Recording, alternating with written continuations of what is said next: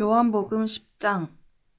할 수 있는 한 분명히 말하겠다. 양의 우리에 들어갈 때 문으로 들어가지 않고 울타리를 넘거나 뚫고 들어가는 사람은 딴 속셈이 있는 양 도둑이다.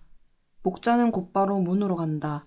움직이는 목자에게 문을 열어주고 양들은 그의 음성을 알아듣는다. 목자는 자기 양들의 이름을 하나하나 불러 밖으로 데리고 나간다. 양들을 모두 데리고 나가면 목자는 앞장서 가고 양들은 그를 따라간다. 양들이 목자의 음성을 잘 알기 때문이다. 양들은 낯선 사람의 음성을 따르지 않고 오히려 뿔뿔이 흩어진다. 낯선 자의 목소리에는 익숙하지 않기 때문이다. 예수께서 이토록 쉽게 이야기해 주셨으나 그들은 그분이 무슨 말씀을 하시는지 전혀 깨닫지 못했다. 그래서 예수께서 다시 말씀하셨다. 그렇다면 분명히 말하겠다.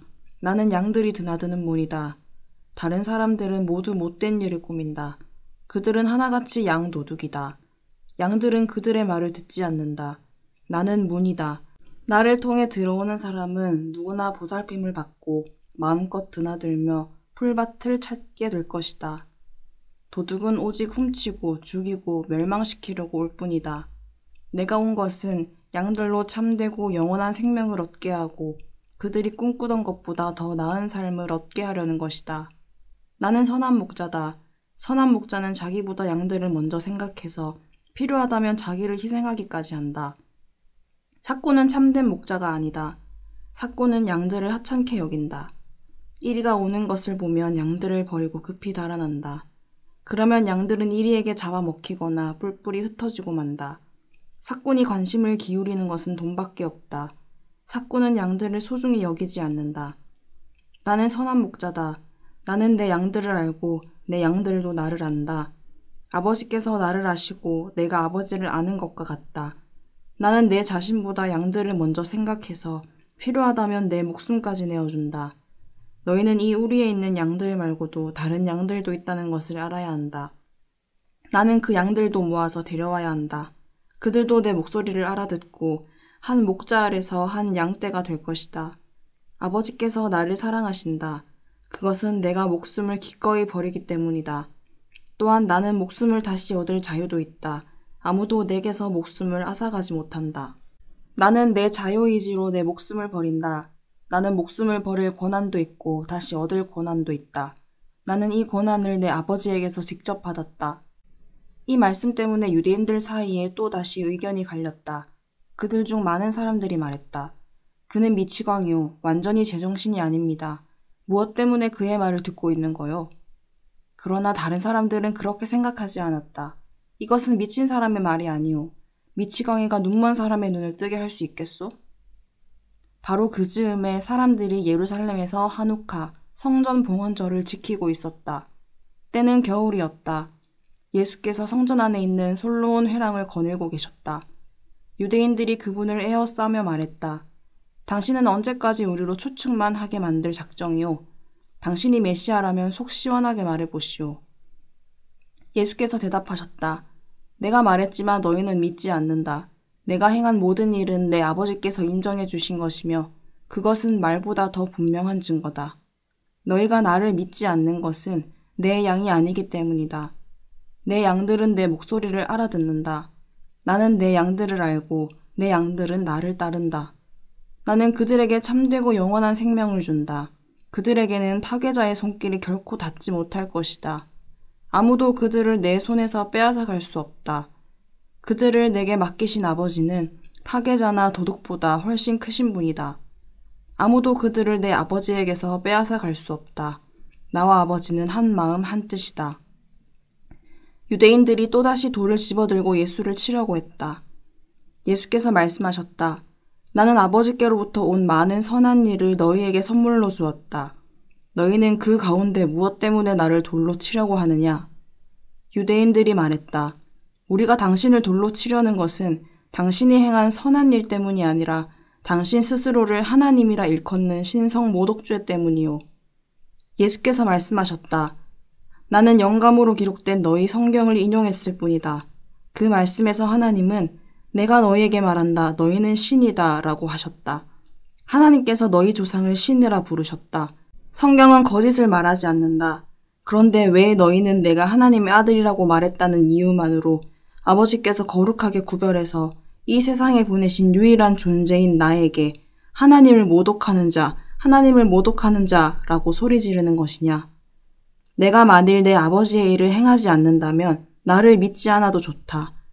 그러나 내가 아버지의 일을 행하고 있다면 내가 내 자신에 대해 하는 말은 잠시 제쳐두고 바로 너희 눈앞에 일어나는 일만이라도 증거로 받아들여라.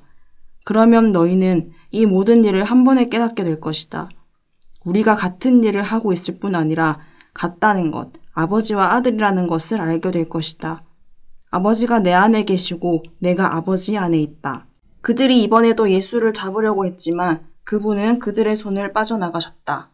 예수께서는 다시 요단강 건너편 요한이 처음 세례를 주던 곳으로 가셔서 거기에 머무셨다.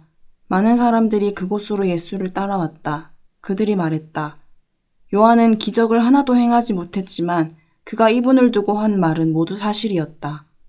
그때 거기서 많은 사람들이 예수를 믿었다.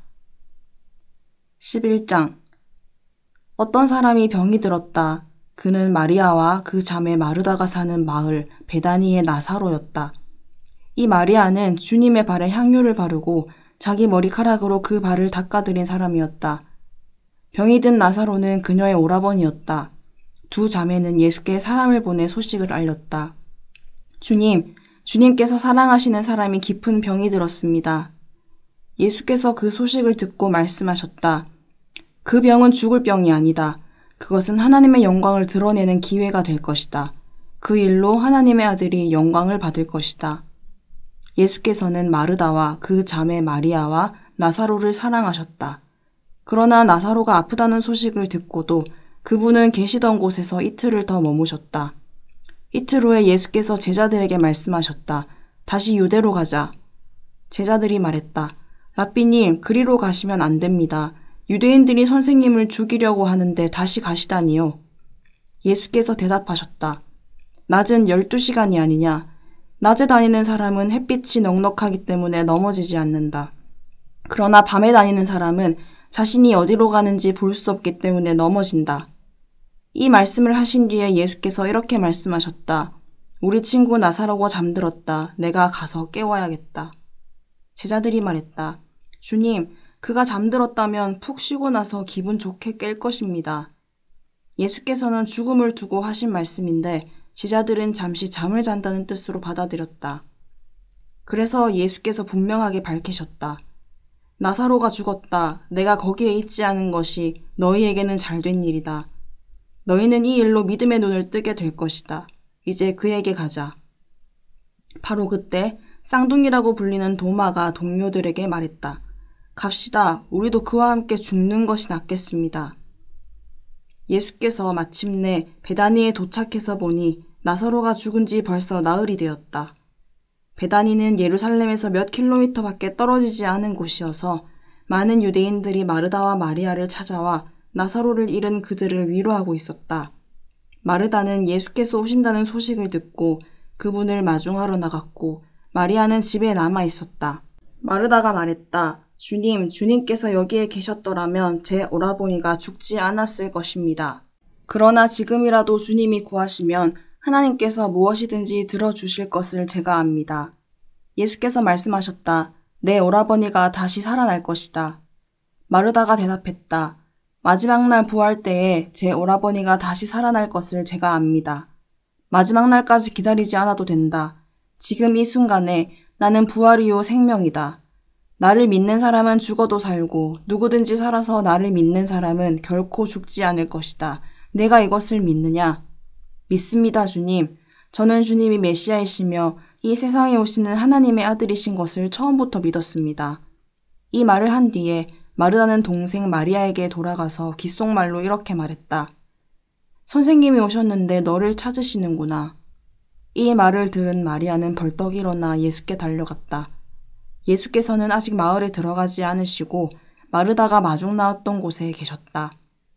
마리아를 위로하던 유대인 친구들은 그녀가 달려가는 것을 보고 그녀가 무덤에 가서 울려는가 생각하고 따라 나섰다.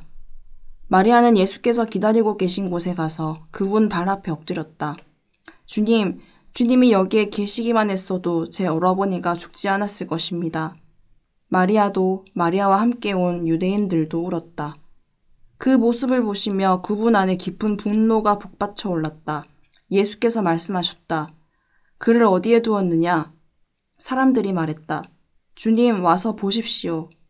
예수께서 눈물을 흘리셨다. 유대인들이 말했다. 보시오, 저분이 그를 얼마나 깊이 사랑하셨는지. 그들 가운데 또 다른 이들이 말했다. 글쎄요, 저분이 그를 그토록 사랑했다면 왜 그가 죽지 않도록 손을 쓰지 않았을까요? 저분은 눈먼 사람의 눈을 뜨게 해준 분이지 않습니까?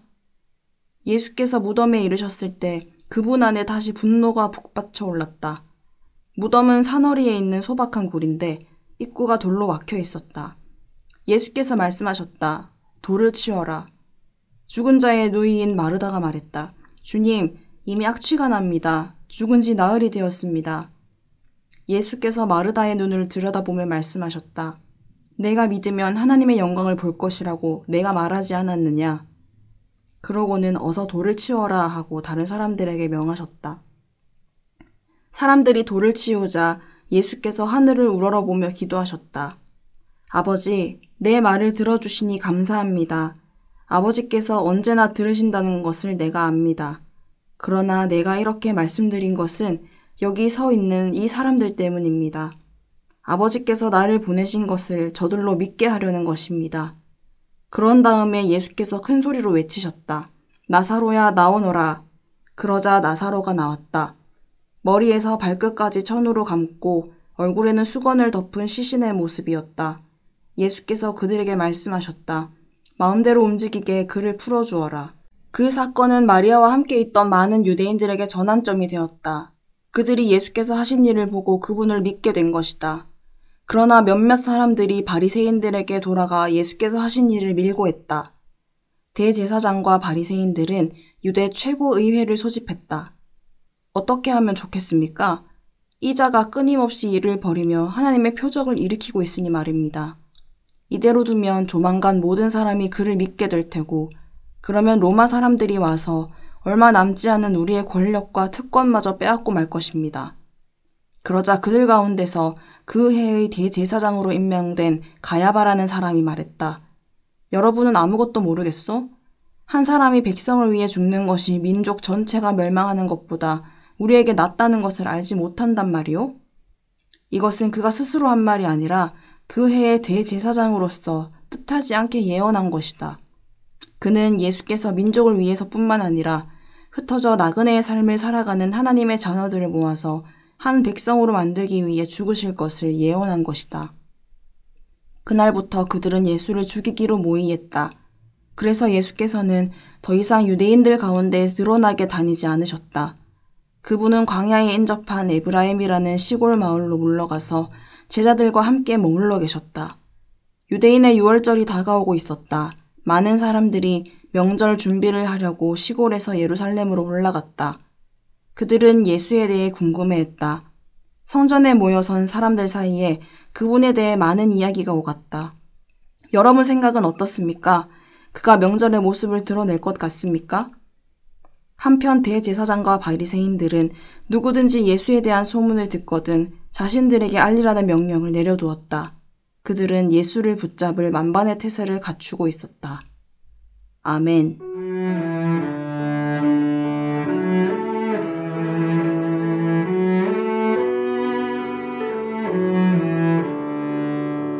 오늘도 말씀으로 승리하시기 바랍니다.